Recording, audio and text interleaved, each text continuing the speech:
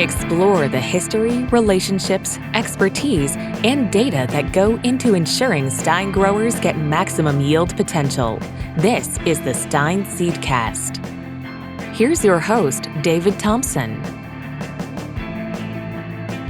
Hello, and welcome to the Stine Seedcast. I'm your host, David Thompson, National Marketing and Sales Director for Stine Seed Company. We've got another great episode lined up with special guests, expert insights, and discussion on everything you need to know about maximizing yield potential. On today's episode, we welcome back Tyler DuBay, soybean technical agronomist for Stine Seed Company. Welcome back, Tyler. Hi, David. So last time Tyler was on here, he discussed what sets Stine apart when it comes to soybean breeding, development, and genetics. Now today, Tyler's going to home in on his expertise to help us crack the code on soybean scoring and evaluation. From gene markers to resistance and tolerance, Tyler's going to talk about everything you need to know about decoding soybean scores. So let's get started.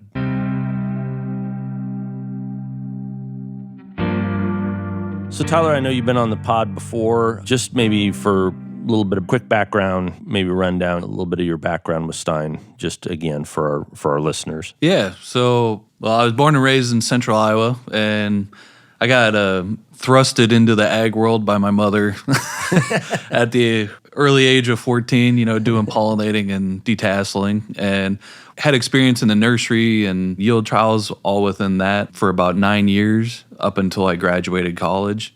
Then I went over into the production research world, did that for a couple years, and then I called Chuck, who I've known ever since I was a little kid. He played hockey with his sons and know his family pretty well. He would always tell me about Stine and encourage me to come on over. So I took him up on that offer after college and joined the soybean research group for 2.5 years and had some awesome experiences, had some fantastic relationships. Ended up going to another company partially due to my wife. Wanted to start a family, and that was over in Nebraska. So Stine didn't have any footprint over there at that time. Yeah, went over to a large seed company, did production research for them within their corn production world, and then made a transition back to soybean and was with a small company, food technology company, that mainly focuses on seed composition, and ran the R&D operations for them. Finally got a hold of Chuck again because I kind of missed the Stine world and the Stine culture. And yeah, I'm back, and I came back in March, and it's like I never even left. A lot of the people are still here, and I still have those fantastic relationships, and I look forward to still having great experiences with Stine in the future. Well, great. And, the nice thing is the role that you are in now is kind of a new role, but it's exciting because I think it serves as the bridge between what's happening in research, soybean research and to some extent corn, and then what moves to commercial or, sales and marketing side. And that's a great resource for us to have to be able to get information about what's coming through the pipe and what's the next thing's coming. So the reason I want to talk to you today, I want to talk a little bit about, one of the things that we do on the sales and marketing side. Of course, every year we create a catalog and we create the website, and we have all this information about the products that we're going to be offering to growers in the current season. And one of the things that's sort of the bellwether always every year is the process of developing the catalog and putting out the scoring and the information so we can tell the story of those products and what those products do for our customers. So I wanted to talk to you a little bit about, the process that the research group goes through in developing the scoring for those products. And we're talking about agronomic or characteristic scores, right, as it relates to diseases and other physical characteristics of the plant. So I wonder if you talk a little bit about the process of how that is developed and maintained and all as it relates to scoring of soybeans. Yeah, so first and foremost, we're a yield company, so I'm going to attack that. One score above all else, yeah, right? One score to rule them all. Yeah.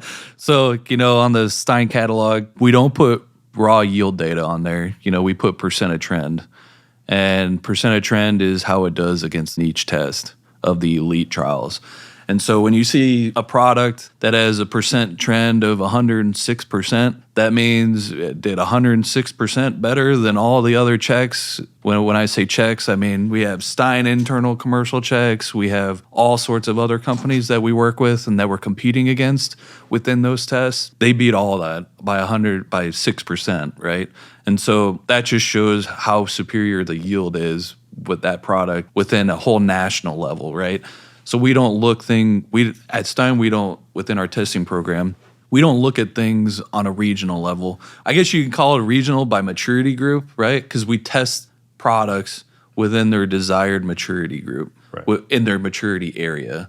But we do as many locations across that maturity zone as possible. And so we take that data and we tell them how the performance is on a national level. And so that's one of the main things. Well, that's actually the main thing that's published within the percent trend, and that's how we really select what goes on and what's moved forward. And that's a great point for a couple things. One, the idea of presenting it as percent of trend, one, harkens back to the fact of just the testing program itself. And we're always measuring against the best things that are out today, yep, right? And so showing that percent of trend is important. Two, it's also relatable. I think more relatable as you go across the United States, because what passes for an exceptional yield number in one part of the United States may be just so-so in another part. And so we have to understand these are all relative, right? So if we start talking about this product did, in this particular neck of the woods, did great at 44 bushels, someone's going to say, well, that's terrible. Yeah.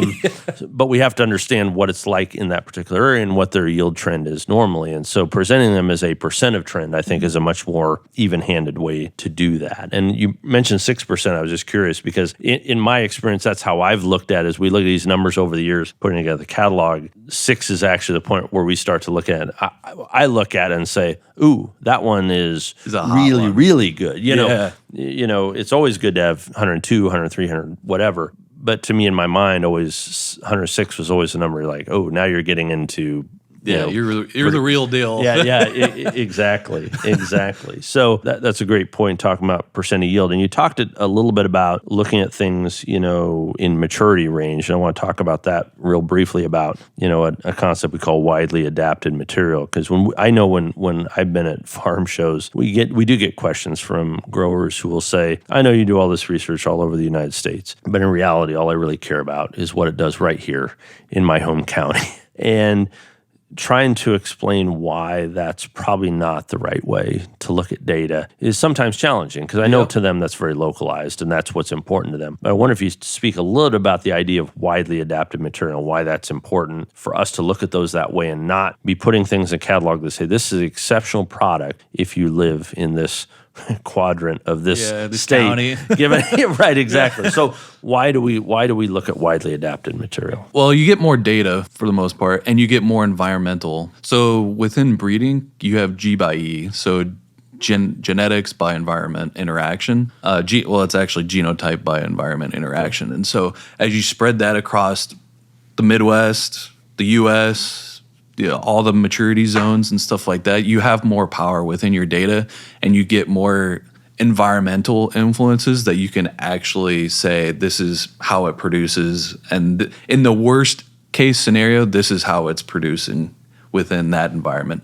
Within the testing program, we don't go after soil types. We don't go after, specific things, because we want them to be, like you said, widely adapted. And if it comes up that it experiences a deratio that happened, 2-3 years ago, and they're standing straight up, that has way more power on a program level than by saying, oh, this does great in the Northeast County and Cook County in Illinois or something like that, Yep. I can understand how the farmer feels about that, because everybody wants on-farm experience.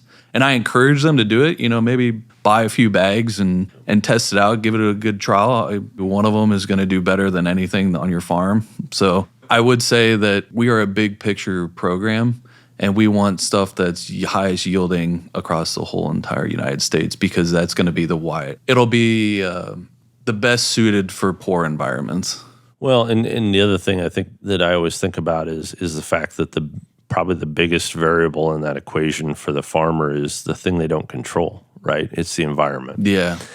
And when we test these things across, 30 or 40 or maybe 50 locations, the chances are that hybrid or variety has seen the whole gamut of from drought to too much water to a lot of heat to no heat SDS, to whatever, all of these things. And so if it's over 50 locations, if it has risen to the top, then most likely that means it's just really good genetics no matter what you're going to do to it. Now, does that mean one product that particular year isn't going to do better? No, that's not fair to say. So you might hit the jackpot. Right. You pick the right product for that year, not knowing anything about what the weather's going to do. But the fact is, if you pick the things that are widely adapted, or best as widely adapted, then you would think that the probability, as Harry likes to say, the probability is that you're going to get the best return. Right.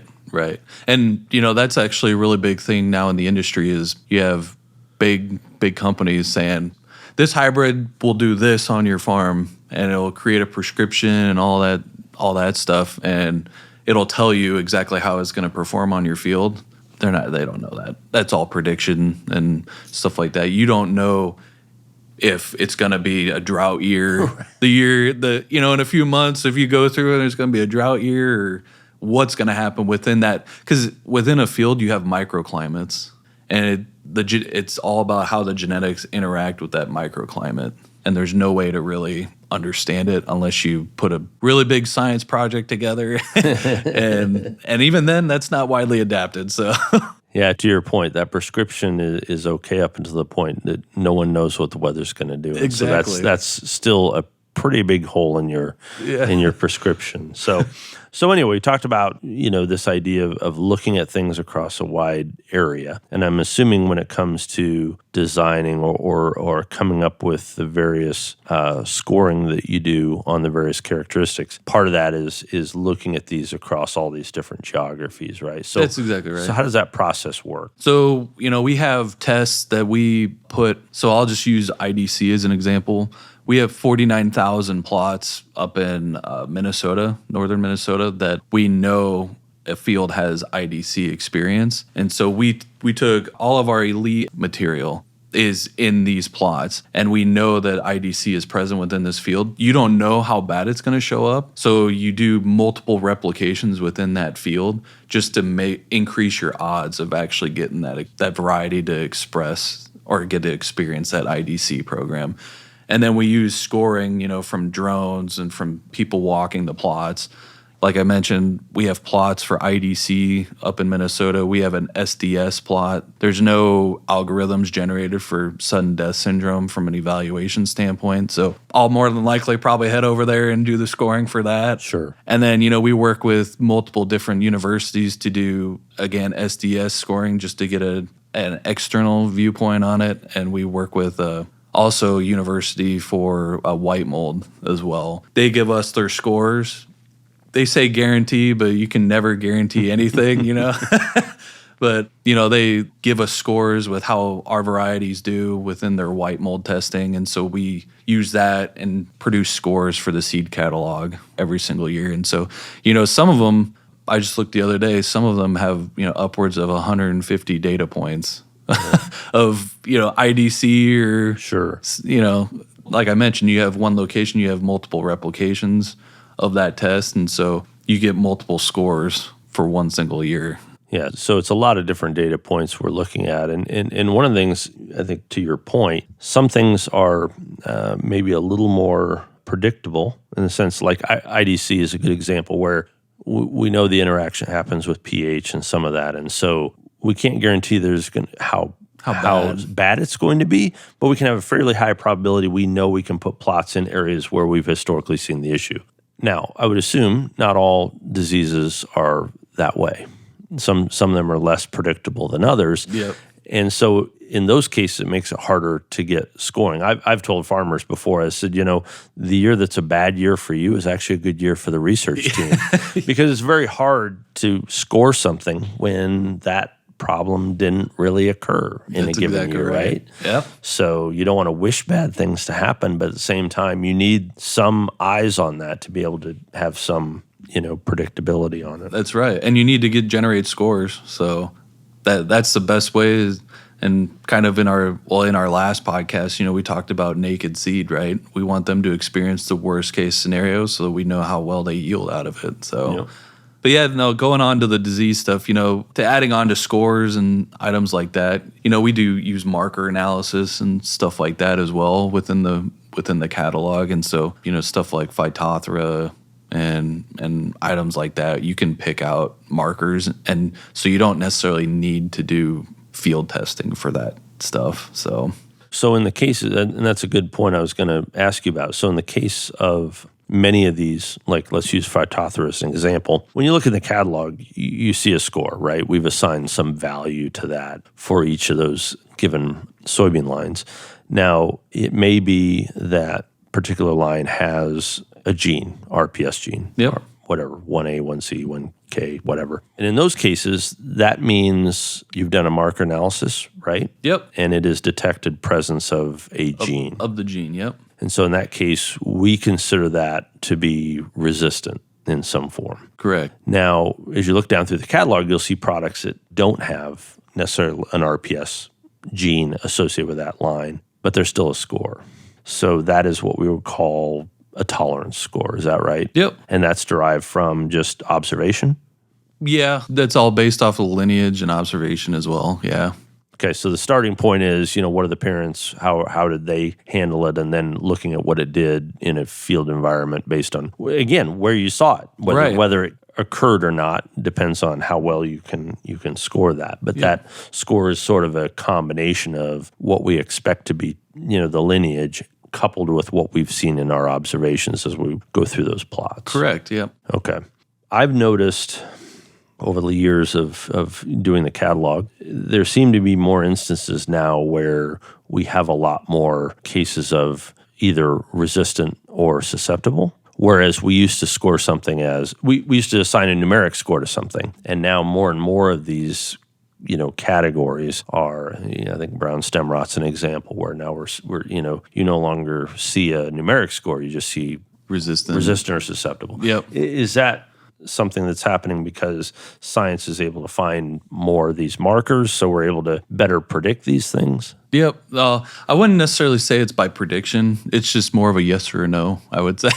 So science has been able to derive the test where you can test for the presence of a gene. And exactly, yeah, because we within the program you run thousands of different markers on a sample, and so you can detect within those markers if there's a presence or not. And so if there's not, then for sure, okay, well it's a susceptible, and if there is, then it's a resistant, and it's proven, right? Mm-hmm. And so it's actually more objective, like a yes or a no aspect, rather than a tolerance, which, like you said, it's okay, can you tolerate it or not? So right. It may affect it or it may not affect it, and the only question is how much, right? It's more of a yes or a no now. So I assume when these products are sort of initially released, again, they have this scoring that isn't, obviously, like I said, it's based on the lineage, also coupled with what you've seen in the testing, which has certainly taken place over the last several years.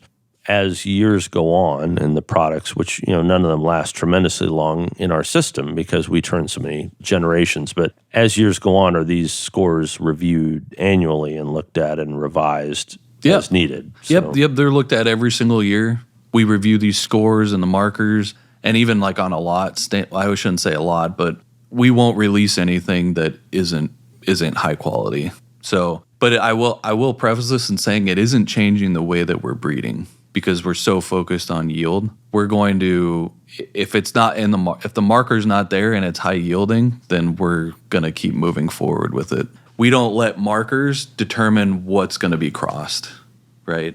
So a lot of talk nowadays is marker assisted breeding.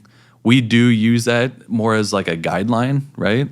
To see if there's anything interesting going on, but we don't use that as a guiding light to say, oh, if this is an RPS gene and this one doesn't, or if it doesn't have an RPS gene, then we aren't going to cross it, type of thing. Does that make sense? Right. So you don't use it in the sense of saying, if something doesn't have XYZ characteristic, we're just not even going to deal with it. It's not going to go in the parentage. It's not going to be used in the breeding program, Right. whatever. Yeah. Because you may ultimately get rid of something that's doing exceptionally well. Correct. Yep. And so we don't hold ourselves back by that. Like always, the focus is yield. And if it's a high yielding parent and it doesn't have an RPS gene, we won't throw it away. We'll still cross on it and still generate offspring for that. I wonder if maybe an example of that is something we see with soybean cyst. I know over the years, we've done a lot of work to get a lot of SCN resistance in the lineup. We've got a whole bunch of products that are doing exceptionally well with resistance. However, over the last few years, I think we've seen the rise of a set of products that don't really have what we would call a marker for cyst resistance, and yet they continue to do well and they come through our program. And that might be an example where if you set a hard line and said, we're only interested in, things that have, gene resistance. Yeah.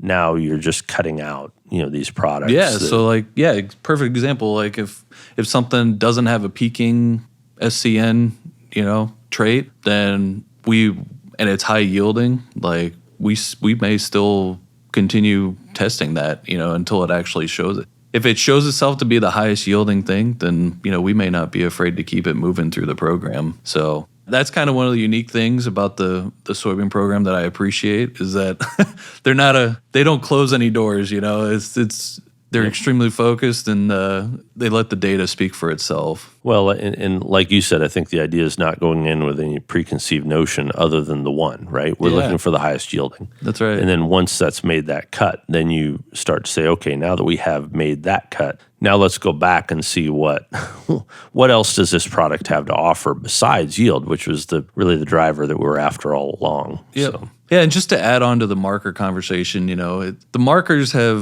they haven't changed our way of working, but they have changed the way people breed, right? And so it helps people understand how we keep getting higher yielding products. You may find certain mutations that you didn't even know about, because you run all these different markers and you map all the whole genome of the soybean plant. You may find something extremely interesting and you may just take that and run with it, but sure. Markers, from my understanding, the way they've changed the industry is they've helped us understand what's going on within the plants. And some companies have taken the option of, taking and running with it with marker-assisted breeding, where they use it just for straight decision-making, which, it works for the most part, but that's not our main focus. Our main focus is keeping products moving forward with high yield. And so if the markers don't tell you that, some companies just won't even entertain that. And again, that goes back to the idea that if you're going to automatically start culling the herd right out of the gate, I mean, what are the chances that you're going to throw away likely that has some exceptional value or performance Extremely likely. Simply by some, sort of arbitrary decision that you made there based on what gene it does or doesn't have. So So thinking about all this and how these things get scored, I guess I wanted to ask, in your opinion, is scoring these products more art or science? I'd say it's more science. Okay. It's more science because you're letting the data. Well, I guess as you start using more technology, you're letting the data speak for itself. But as an agronomist, when you go out to the field, it's kind of two different ways. You look at it from a testing standpoint, and then you look at it from a diagnosis standpoint, from an agronomy perspective. I would say from agronomy perspective, it's an art. To figure out what's going on in a farmer's field and help them come up with a solution. That's definitely an art. But when it comes to testing and scoring, it's definitely a science-driven function. And probably more so today, like you said, in the previous podcast, we were talking about some of the work being done with drones and imagery, and then us talking about, gene markers for things like resistance. Seems like there's a lot more, sort of super objective analysis in this, whereas maybe it wasn't that way, 20 or 30 years ago, right? But now there's less shadows in all of this, isn't there? That's exactly right. But no, it keeps getting interesting. And, just like this year in 2023, we're finding all sorts of different weird things going on. And that's the impressive part, is that we're always learning about the plants and the environment. And so There's definitely a crossover, at least in my opinion. So Had an agronomist one time tell me, I've been in this business for 30 years, and you think I have 30 years experience. I only have 30 one-year experiences. yeah, And that's kind of true, especially when it comes to developing products. So thinking about, again, for the context of what I do, we develop these catalogs and all this information for our growers to understand the relationship of these products. A couple questions that come to my mind that we get from time to time of information that's in the catalog. When we talk about soybeans, there's a category of indeterminate and then determinate. I wonder if you talk a little bit about what that is, because we have people who often will ask us, like, well, what is that? What exactly does that mean? yeah. So essentially, in layman's terms, indeterminate means that the plant doesn't stop growing when it flowers. And so as it gets to the flowering stage within the soybean life cycle, a determinate plant will stop growing. I should say not stop growing. It'll stop vegetative growth. So it'll kind of stall out where it is, height and size, and just put its effort into growing flowers. Yeah, it'll put all its effort in generating the seed, the flowers, and all that stuff. Generally, they're smaller, shorter stature and stuff like that. But when you talk about an indeterminate soybean plant, when it gets to a flowering time, it's still going to keep growing for a couple more weeks, even through the flowering period. So those are largely, our seed catalog is largely indeterminate beans. And those are, what I've experienced within my career is that indeterminate beans generally are higher yielding because if you put more effort into biomass and chlorophyll production, you'll end up getting more beans out of it. And what you said there, I think, is maybe getting to the point of what I was curious about, because, again, if you look at our catalog, I think a vast majority of our products are in that indeterminate category. And so most people probably are used to that without knowing that's what's what's it going is, on, right? Yeah. And so you see this in the catalog and you say, well, now this is a category. There's these two types. What do I need? It's not been a topic of conversation because, again, within our catalog and probably throughout most of the industry, indeterminate is probably typically the more common it's by far growth type. So when it comes to determinate, what's the application or what's the idea for that use? Or is it just kind of happens? I think it's people that don't necessarily want lodgy, growthy plants, because if you have a shorter stature bean, you have less of a chance of lodging and items like that. Sure. So, yeah, I think it's probably more driven around like agronomic performance more than anything. So, is it a geography? I mean, does it matter based on geography? I wouldn't necessarily say that, because I had a conversation with Chuck, and he mentioned to me that quite a few years ago, people were down in Arkansas were saying that they needed determinate beans. Okay. They only needed determinate beans, but then, Bill Eby and Harry came in and said, well, you can grow indeterminate beans and they'll beat them, and they planted them down there, and now they plant them down there. So it's like, okay. I don't necessarily think it's a geography thing. I think it's probably more of a preference, I would say. Well, and that's why I asked the question, because I wonder if that's stuck in my mind. I think maybe at one time, maybe there was this idea that as you move into, maybe more the southern climates, maybe that was a longstanding belief that maybe you needed that. And so it's interesting that we found that that's not necessarily the case. But it's pretty amazing, some of the stuff that, that I've heard from Bill and Chuck, that, they've proven people wrong. Like, they've come into new areas and say, well, this is how we do it. And they bring in and bring our products down there and show them that, the Stine way, and we actually teach them something, it's pretty impressive. So, well, and the soybean is an amazing plant. Its flexibility and its utility is really kind of unique in that respect too. So, well, that's interesting. I wanted to ask you about that. Another thing that I know I get questions about is in our catalog, we have listings for what we call salt excluders and salt includers. That's, I think, a much more recent addition to our book. I don't know, in the last 5 or 6 years, maybe. I might be forgetting, but certainly hasn't been there forever. Curious if you speak a little bit about just what that is, I guess, because we do get questions, people saying, I haven't heard of this before, so now do I need to be worried about this? What does this do? So I guess speak a little about that. So with Stine being a nationally driven company, we want widespread performing genetics. On a national level, I wouldn't say people need to worry about it too much. What a salt includer and excluder is essentially a gene within the genome of a soybean plant that has the ability to exude high salinity soils and not have the high salt levels affect the plant performance. Okay. And so, I actually haven't been in too high experience with this, but, from what I was told that, a lot of people down in the South have high salt soil contents down there. And so it was mainly driven around them. Okay. But now there's been papers published and people talking that they think that it could work on IDC fields in the north. It's just a gene that's put in our portfolio that we can say, hey, it's there, or it's not there. And yeah. So ultimately, once again, like all these things, we're not picking a product because it is excluder. Includer is simply reporting the information as it is.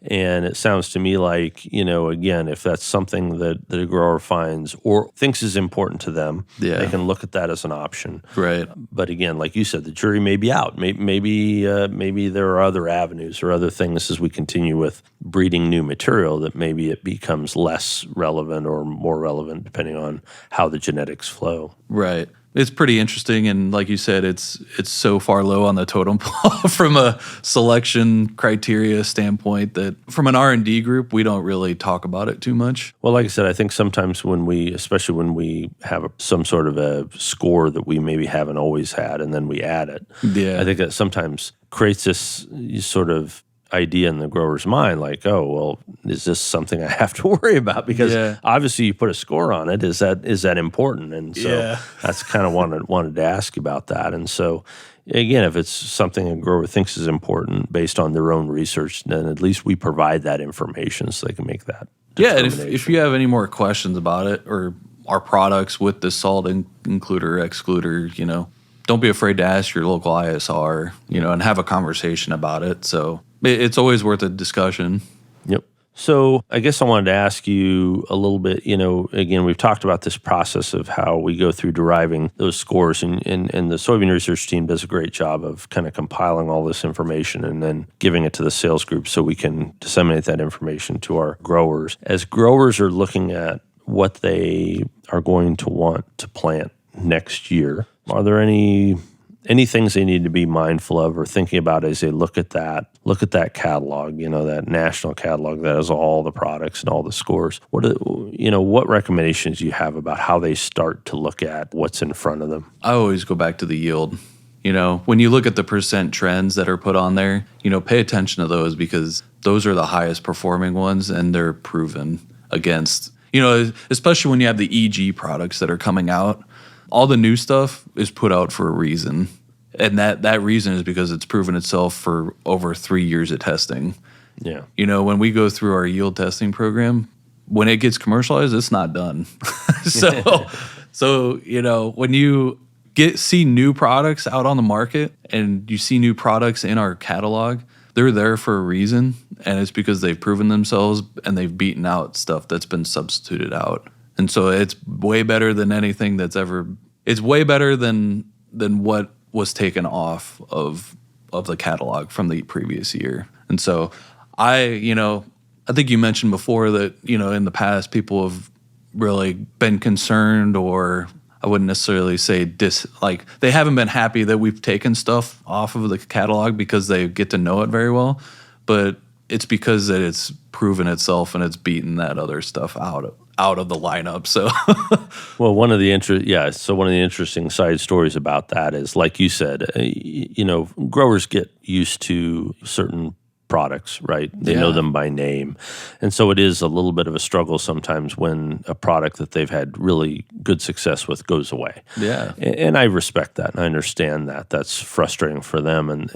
But hopefully they understand that this whole system is built on the idea that this is an enormous pipeline of material and there's something better coming right behind that thing that we just put out. Yeah. And so for them to be, and how I know that to be true is it's interesting. We see this sort of delineation between, let's just say your average customer who may say, I just planted that. Now you're telling me it's discontinued. Like, what are you guys doing? Yeah. And then on the other side, we have a great group of customers who may be seed growers who are actually growing seed stock for Stine, and those are the ones that are usually saying, "Oh man, you gave me that last year. I don't give me that. There's got to be something new. What's better than this? I mean, there's so they almost get frustrated if there's not something they haven't seen before. Right. So that tells me that's sort of someone who's discipled, right? They become they've been a part of the system. Yeah, I get it. I get it now. The newer stuff is better, and so I think that's something that certainly is being overcome over the years. It's not what it used to be, but I know that's a struggle to ask sometimes a customer to plant something sight unseen. Yeah, it places a lot of trust in the system. Yeah, right. They're saying I have to trust that the system is doing what I want to do. Yep. And the other thing I'd say is, for those growers who are interested, who really are saying, well, I get it, this product scores really well, but I really would like to know what kind of experience has happened in a more localized area. Yep. They can certainly reach out to their sales representative. Right. Chances are their ISR knows where that seed was grown, so they could say, hey, these are products that have been grown locally that the growers themselves have had good success with. Or they may say, we had an elite plot in this area, and I'm not going to share a lot about local data because that's not what we do, but I can tell you it did really well in this particular neck of the woods. So certainly the ISR can help them fill in the blanks if they're not super familiar with the product or need a little more familiarity. And also, that's one of the great things about the agronomy team having those product development plots. That's, that was started this year, is that they take those newly released I shouldn't say they're released just yet, but they're next year releases, but it allows them to put that in certain regions within an ISR's region and gain experience and knowledge with it. So that way, even after our elite tests are done, the ISRs, the regional sales agronomists, and the technical agronomists have seen these products that have been replaced, and they're knowledgeable about them. So that's one of the benefits of the product development plots that I think is highly valuable. Yeah, that's great. We're looking forward to having the product development plots because you're right. That's a lot of, looking at the data that's being gathered from the agronomy side. Yeah. Tremendous amount of data points for all of those products. And like you said, they're they're not commercial yet, but they're the class that's coming up, right? Yeah. The next class through the door. And so that should help give us even more visibility or more data points to be able to share with those growers so they maybe are even more comfortable with their decision-making process. For sure. Well, Tyler, appreciate you coming on the podcast today talking about the process that Stine goes through to develop soybean scores. Those are so important for us to be able to help our growers develop their portfolio of products that they're going to be planting in the coming years. So the work that the soybean research team does and the work that you do are very valued in helping us tell the story of Stine and the product. So appreciate you coming on the podcast today. Yeah, of course. It was fun. Well, that's our time for today. I'd like to thank our guests and our listeners for joining us for another episode of the Stine Seedcast. We'll be back again soon with more expert interviews and insights about all things Stine. And to never miss an episode, subscribe to the Stine Seedcast wherever podcasts are found. Subscribe to the Stine Seedcast wherever